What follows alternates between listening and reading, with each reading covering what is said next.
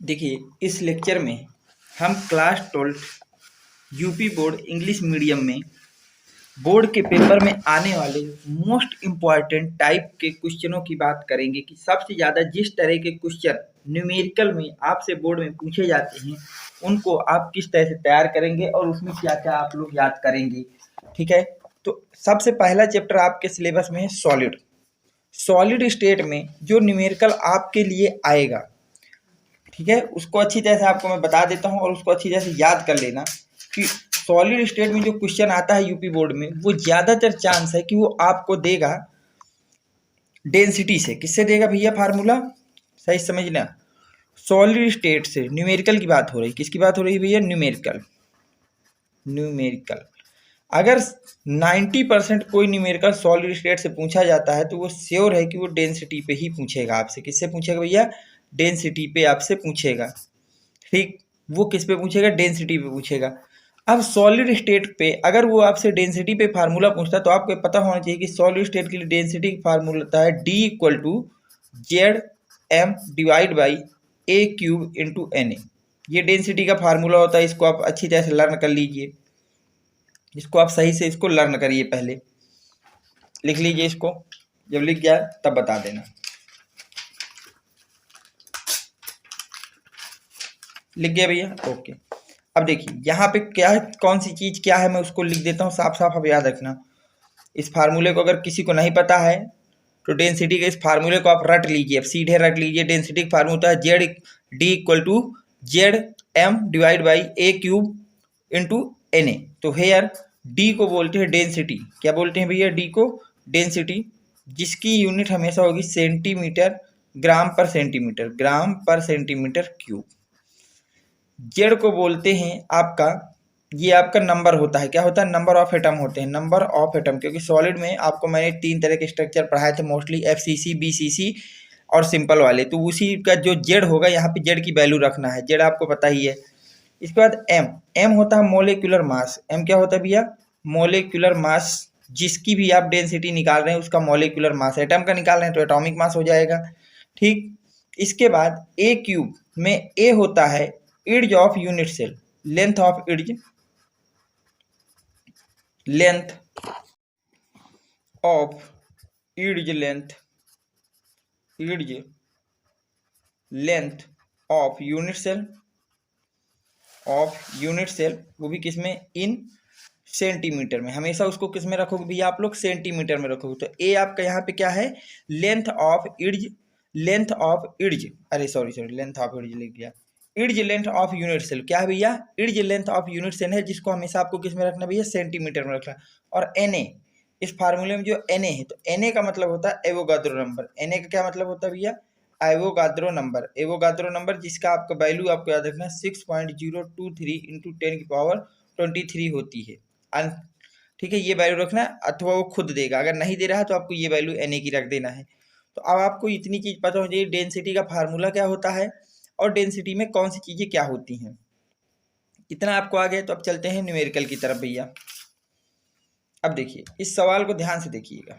इसमें बोला है sodium metal crystalline in the cubic lattice and edge of the unit cell. Edge का मतलब ए, अभी बताया मैंने। Edge of the unit cell, of the unit cell, जिसको आप लोग ए बोलते हैं, वो कितना दिया है? 430 पिकोमीटर दिया है। पर मैंने अभी आपको बताया कि हमेशा जो हमारी इर्ज लेंथ है उसको सेंटीमीटर में रखते हैं, तो याद रखना पीको को हट। अब देखिए ए जो है आपको दिया है 430 पिकोमीटर। ए कितना दिया है? 430 पिकोमीटर। और मैंने आपको बताया कि इर्ज लेंथ को हमेशा सेंटीमीटर में रखते हैं, तो याद रखना कि जो पीको होता है वो सेंटी, क्योंकि देखो यहाँ से पीको की जगह सी आ जाएगा तो सेंटीमीटर हो जाएगा और हमको सेंटीमीटर में रखना होता है। तो पीको को अगर आपको सेंटीमीटर में कन्वर्ट करना है तो याद रखिएगा पीको को हटाते समय 10 की पावर -10 का मल्टीप्लाई कर देते हैं सेंटी में, तो ये होता है 1 पीको बराबर। 1 पीको बराबर कितना होता है? 10 की पावर -10 सेंटी और जो भी आगे। तो जब यहाँ पे रखोगे तो क्या A इक्वल टू 430 इंटू 10 की पावर -10 सेंटीमीटर हो जाएगी इसकी लेंथ। मैंने P हटा के पी की जगह सी के टर्म में लिखा है, तो पी को अगर सेंटीमीटर के टर्म में, पी को मीटर को अगर सेंटीमीटर के टर्म में लिखना है तो किससे मल्टीप्लाई करना होगा, 10⁻⁻10 से। अब इसके बाद आगे पढ़ते हैं सवाल, calculate the number of atom in the unit cell. Calculate the number of atom in unit cell मतलब जेड आपको कैलकुलेट करना है, ये लिख दिया आपने। डेंसिटी ऑफ सोडियम, अब आपको सवाल में दिया गया है density of sodium, density of sodium जो कि कितनी है 0.9623 ग्राम पर सेंटीमीटर क्यूब है, जो कि आपके पास इतनी है।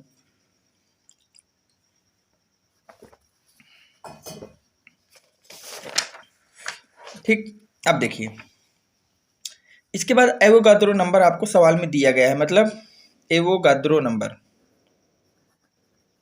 एवोगाद्रो नंबर उसको सवाल में बोला गया है कि वो इसकी वैल्यू है 6.023 इंटू 10⁻23। इतनी चीजें आपने लिख ली। अब हमको पता है वी नो डैट क्या जानते हैं भैया कि डेंसिटी जो होती है, डेंसिटी इक्वल टू क्या होता है भैया, ZM equal to A³ into NA होता है आपका। पुट द ऑल वैल्यू, अब यहाँ पे क्या करोगे भैया, पुट द ऑल वैल्यूज।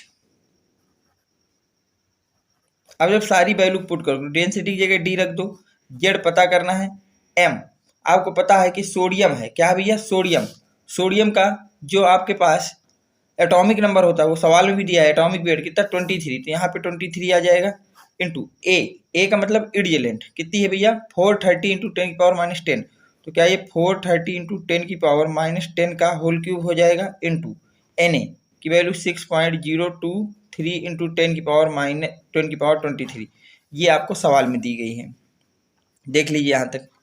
अब क्या हम लोग यहाँ पे डी की वैल्यू रख दें, अब डी की वैल्यू रखो तो कितना हो जाएगा भैया, डी की वैल्यू जब यहाँ रखोगे तो 0.9623 equal to Z into 23 divide by 430 into 10⁻⁻10 का होल क्यूब इंटू 6.023 इंटू 10⁻23, ये हो जाएगा। अब कल के दिन आप क्या करिए कि जो 6.023 इसको और इसको मल्टीप्लाई कर दीजिए, तो ये हो जाएगा 0.9623 इंटू 6.023 इंटू 10⁻23 इक्वल टू यहाँ पे कितना बचेगा भैया 23Z डिवाइड बाई 430 इंटू 10⁻⁻10 का होल क्यूब, ये बचेगा आपके पास। यहाँ तक नोट कर लीजिए, और यहाँ तक अगर कोई दिक्कत है किसी तरह की तो मुझे बताइए, ठीक है, यहाँ तक कोई दिक्कत नहीं, कोई परेशानी नहीं, ठीक, आगे बढ़ूँ।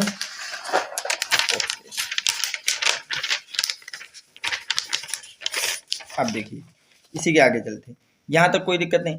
अब जब आप 0.9623 इंटू 6.023 करोगे तो यहाँ से वैल्यू आएगी इसकी 5.8 इंटू 430 इंटू 10⁻⁻10 को इधर ले आता हूँ क्यूब के साथ, यहाँ ले आया, और यहाँ क्या बचेगा 10⁻23 इक्वल टू 23Z बचेगा, यहाँ से कितना बचेगा 23Z आपका बच जाएगा।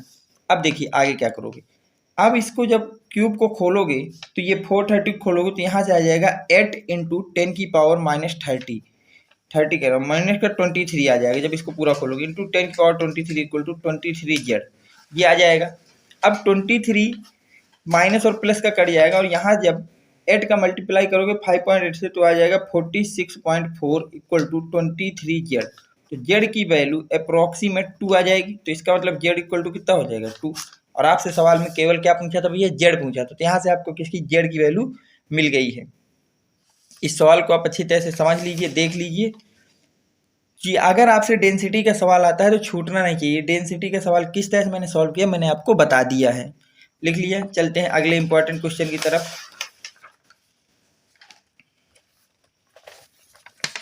अब देखिए अगला जो क्वेश्चन है वो आपका है सॉल्यूशन चैप्टर का। किसका भैया? सॉल्यूशन चैप्टर का। ज्यादातर जो क्वेश्चन आपके सॉल्यूशन चैप्टर पूछते हैं वो कोलिगेटिव प्रॉपर्टी से पूछते हैं। किससे करते हैं भैया? कोलिगेटिव प्रॉपर्टीज पूछते हैं। और टोटल आपके पास 4 कोलिगेटिव प्रॉपर्टीज होती हैं। कितनी होती हैं भैया? 4 होती हैं।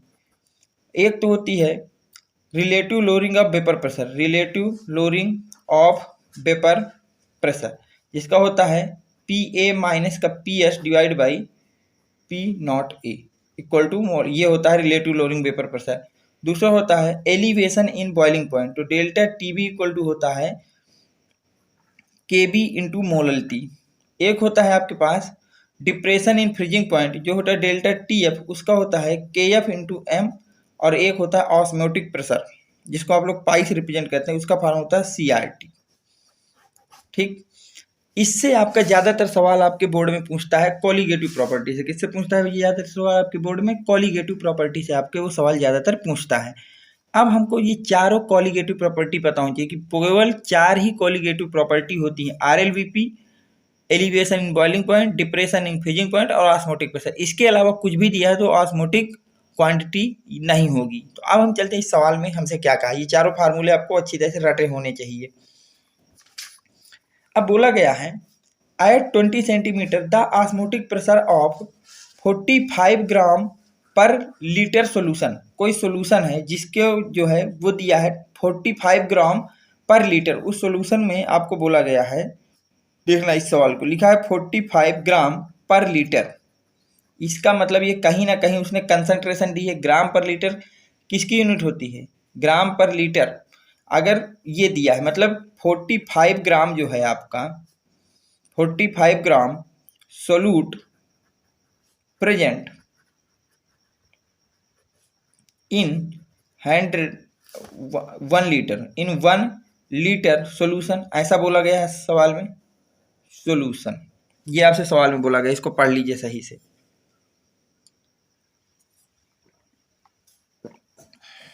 अब देखिए ऐसा बोला गया है, तो अगर यहाँ से सोल्यूट ये है, ठीक, यहाँ तक हमने लिख लिया। इसका मतलब वेट ऑफ सोल्यूट जो है, वेट ऑफ सोल्यूट वो है आपके पास 45 ग्राम। वो कितना भैया? 45 ग्राम। और वॉल्यूम ऑफ सोल्यूशन जो है, वॉल्यूम ऑफ सोल्यूशन वो आपको दिया है 1 लीटर। कोई दिक्कत नहीं भाई यहाँ तक। फिर सवाल को आगे पढ़िए। आ सब्सटेंस इज 3.2 एटमॉस्फेरिक प्रेशर। जो ऑस्मोटिक प्रेशर है वो कितना भैया? 3.2 है। तो यहाँ से जो आपके पास ऑस्मोटिक प्रेशर है, ऑस्मोटिक प्रेशर वो दिया गया है 3.2 एटमॉस्फेरिक प्रेशर का मतलब एटीएम में है। Calculate the value of solution constant. Solution constant की वैल्यू बताना है। किसकी बताना है भैया? सोल्यूशन कांस्टेंट की आपको वैल्यू बताना है। किसकी वैल्यू बताना है भैया? सोल्यूशन कांस्टेंट की वैल्यू आपको बताना है। सोल्यूशन कांस्टेंट की, जिसको आप लोग पाई से रिप्रेजेंट करते हैं। ओहो, सोल्यूशन कांस्टेंट को आर से रिप्रेजेंट करते हैं, सॉरी आर से। सोल्यूशन कांस्टेंट को किससे रिप्रेजेंट करते हैं? आर से। इसकी वैल्यू बताना है। बोला गया है the molecular weight of substance. जो सब्सटेंस है उसका मोलिकुलर वेट दिया है, मोलिकुलर वेट वो दिया है 340 ग्राम। ठीक है, अब आगे बात ऑस्मोटिक प्रेशर का सवाल है, क्योंकि सवाल में क्या बोला गया है? Osmotic pressure. तो वी नो डेट हम जानते हैं कि ऑस्मोटिक प्रेशर इक्वल टू क्या होता है? ऑस्मोटिक प्रेशर इक्वल टू होता है CRT। क्या होता है भैया? CRT इक्वल टू कितना होता है भैया? CRT होता है। यहाँ पे क्या कैसा है उसको भी मैं यहाँ पे लिखा देता हूँ, ध्यान से लिख देना। यहाँ पे C का मतलब होता है कंसंट्रेशन, वो भी किस में भैया? मोलल्टी के टर्म में। किसके टर्म में भैया? मोलल्टी के, मोल पर लीटर के टर्म में। आर का मतलब होता है आपका यहाँ पे सोल्यूशन कांस्टेंट है। आर को क्या बोलते हैं भैया? सोल्यूशन कांस्टेंट बोलते हैं। टी का मतलब होता है temperature in kelvin, temperature in kelvin. चलते हैं, अब ये सारी चीजें आपको पता हो गई। यहाँ पे क्या कौन सा है, अब तो वैल्यू पुट करते हैं। ऑस्मोटिक प्रेशर, ऑस्मोटिक प्रेशर सवाल में दिया गया है, देख लीजिए 3.2। और यहाँ पे भी आपने लिखा है ऑस्मोटिक प्रेशर कितना? 3.2। तो ऑस्मोटिक प्रेशर की जगह मैं रख देता हूँ 3.2। सी कंसंट्रेशन चाहिए मोल पर लीटर में, मतलब ऊपर मोल होना चाहिए और नीचे लीटर होना चाहिए, इनटू आर। आर हमको पता करना है। टेम्परेचर केल्विन में चाहिए। सवाल में टेम्परेचर है 20 डिग्री सेंटीग्रेड। अगर इसको केल्विन में बदलना है तो कितना है? 273 आप ऐड करेंगे, 273 ऐड करेंगे तो 293 हो जाएगा। अब इसको सॉल्व करते हैं। 3.2 यहाँ पे मोल चाहिए। मोल के लिए क्या होता है? Weight upon molecular weight. तो वेट कितना दिया है सवाल में? देखिए 45 ग्राम। तो वेट की जगह 45 into molecular weight. Molecular weight दिया 342 into R into 293 divide by litre, यहाँ लीटर कितना है 1 दिया है तो यहाँ से लीटर से डिवाइड हो जाएगा। क्या ये होगा भाई, यहाँ तक देख लीजिए। अब क्या कल के दिन इसको 3.2 into 342 equal to 45 into 293 R लिखा जा सकता है कि नहीं लिखा जा सकता, इस बात को आप देख लीजिए सही से। अगर इसको ये लिखा जा सकता है ठीक, तो कल के दिन इसका जब मल्टीप्लाई आप करोगे तो यह आएगा 1094.4 डिवाइड बाई 45 इंटू 293 आ जाएगा इक्वल टू आर आपका आ जाएगा। कितना आ जाएगा भैया, आर आ जाएगा। लिख लीजिए यहाँ तक भैया, लिख गया, ओके। तो अब क्या यहाँ से आप लोग भैया आर की वैल्यू की अगर हम लोग बात करें, तो इसकी बात करें भैया आर की वैल्यू की, ध्यान देखना यहाँ तक, ठीक है। अब देखना ध्यान से इस बात को। तो जब आप 1094 किसको भैया 1094.4 को डिवाइड करोगे किससे भैया 293 इंटू 45 इक्वल टू आर। तो जब 1094.4 को 293 से आप लोग डिवाइड करोगे तो यहाँ वैल्यू आ जाएगी 3.735 और divide by 45 equal to R. तो यहाँ से आर इक्वल टू वैल्यू आ जाएगी 0.083 एटीएम लीटर पर मोल केल्विन, पर मोल पर केल्विन। ये आपके पास वैल्यू हो जाएगी किसकी भैया, सोल्यूशन कांस्टेंट की। तो इस सवाल को याद रखिएगा, ऑस्मोटिक प्रेशर से अगर सवाल आपसे बोर्ड में पूछ रहा है तो वहाँ पे क्या लगाना है, पाई इक्वल टू CRT लगाना है। वेरी मोस्ट इंपॉर्टेंट सवाल है ये, ठीक। इसको भी हटल कर लेते हैं, चलते हैं अगले क्वेश्चन की तरफ। इलेक्ट्रोकेमिस्ट्री से देखिए, अगर इलेक्ट्रोकेमिस्ट्री से आपसे सवाल पूछेगा तो मोस्टली चांस है कि वो आपको नर्नेस इक्वेशन से ही पूछेगा। किससे पूछेगा भैया, नर्नेस इक्वेशन से ही पूछेगा। बोला गया है explain strong or weak electrolyte which explain calculate the EMF of the cell. EMF of the cell हमको कैलकुलेट करना है। मैंने कई बार बताया जब भी EMF ऑफ सेल कैलकुलेट करना हो तो सबसे पहले आप लोग क्या लिखेंगे, सेल रिएक्शन लिखेंगे। सेल रिएक्शन लिखोगे तो मैंने बताया जो पहले ये सॉल्ट ब्रिज का साइन है जहाँ पे डबल स्ट्रिक खींचे होते हैं और सिंगल लाइन को आप लोग क्या बोलते हो, ये आपका एनोड है और इधर क्या है भैया, कैथोड। तो एनोड पे ऑक्सीडेशन मैंने बताया था कि सॉल्ट ब्रिज के इस तरफ जो है उसको लिख दो और जो उस तरफ उसको उसी तरह लिख दो। तो जब इसको लिखोगे तो क्या ये Mg सॉलिड से Mg+2 में जाएगा एक्वस में, बिल्कुल प्लस प्लस। अब इसको भी ऐसे लिख दो, तो कॉपर को इधर रखना है मैग्नीशियम के साथ, कॉपर +2 और इधर कॉपर सॉलिड जाएगा। कंसंट्रेशन कॉपर की है 10⁻⁻1 मोलर और M+2 की जो है आपके पास ये एक्वस है, M+2 की कितनी भैया 0.1 मोलर, ठीक है। इतना आपको दिया गया है। अब देखिए यहाँ से आपको दिया गया है ई सेल। अगर मैं यहाँ से E0 सेल निकालूं, E0 सेल क्या होता है, E0 of cathode minus E0 of anode होता है, ये भी आपको पता है। अब देखिए मैंने बताया था कि जब सेल रिएक्शन दी गई हो तो कुछ भी करिए, अगर सेल रिएक्शन नहीं दी है, एनोड और कैथोड आपको नहीं पता चल रहा है, ये रिएक्शन मैंने लिखी है, उन्होंने दी नहीं थी, ठीक है। अगर रिएक्शन नहीं दी है तो जो वैल्यू ज़्यादा होगी उसको कैथोड बोलोगे और जो वैल्यू कम होगी उसको एनोड बोलोगे। तो ध्यान से देखिए इन दोनों में, पहले बात ये देखिए कि ये क्या, ये दोनों रिडक्शन पोटेंशियल लिखे हैं। कॉपर +2 से कॉपर जा रहा है, बिल्कुल सही है, रिडक्शन पोटेंशियल है। मैग्नीशियम +2 से Mg में जा रहा है, बिल्कुल सही, रिडक्शन पोटेंशियल। अब जो वैल्यू ज़्यादा है उसको कैथोड बोलोगे, तो कौन सी वैल्यू इन दोनों में ज़्यादा है, तो 0.34 ज़्यादा, तो ये आपका कैथोड हो गया 0.34 माइनस। जो वैल्यू कम है उसको एनोड बोलिए, तो ये है, तो माइनस इसका पहले फार्मूला और ये नंबर वाला माइनस, क्या इतना होगा। क्या कल के दिन इसको आप लोग 0.34 प्लस का 2.37 और इसको अगर ऐड कर दोगे तो कितना हो जाएगा भैया 2.71 वोल्ट बन रहा है कि नहीं बन रहा। E0 सेल स्टैंडर्ड EMF की अगर हम बात करें तो वो इतना बन रहा है। ये तो स्टैंडर्ड की बात हो गई, कर लीजिए यहाँ तक भैया।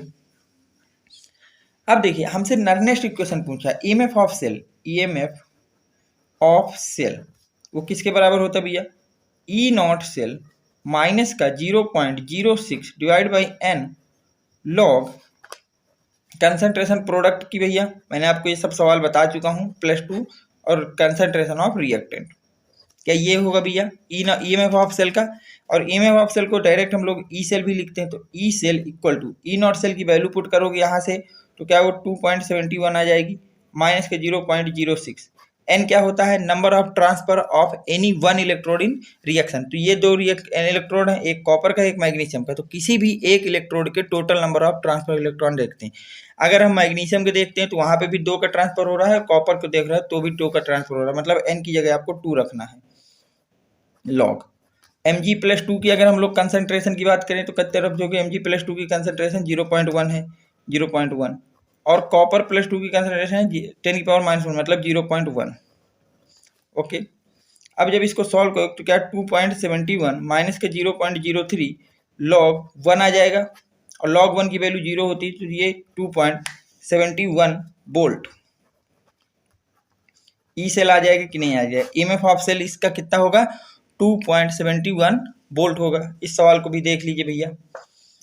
अब देखिए, मैं उम्मीद करता हूं कि आज मैंने आपको जितने भी 3 चैप्टरों के वेरी मोस्ट इंपॉर्टेंट क्वेश्चन जो जहां से आ सकता है, सॉल्यूशन में ज्यादातर जो क्वेश्चन है वो आपका आएगा डेंसिटी से, उसमें सॉलिड में, सॉल्यूशन में ज्यादातर जो क्वेश्चन आएगा वो ऑस्मोटिक कोलिगेटिव प्रॉपर्टी से आएगा, और जो आपका इलेक्ट्रोकेमिस्ट्री में आएगा वो कहाँ से आएगा, या तो फैराडे लॉ से आएगा, या तो कोरहेराउस लॉ से, या फिर आपका सेल से आएगा। तो मैंने इन तीनों के आपको वेरी मोस्ट इंपॉर्टेंट क्वेश्चन करा दिए हैं, इनको आप करिए। अगर कहीं पे सॉल्यूशन के सॉल्विंग में कोई दिक्कत आ रही समझने में तो आप कमेंट बॉक्स में इस बात को लिखेंगे, और मैं उसको अगले वीडियो में 100% एक्सप्लेन कर दूंगा।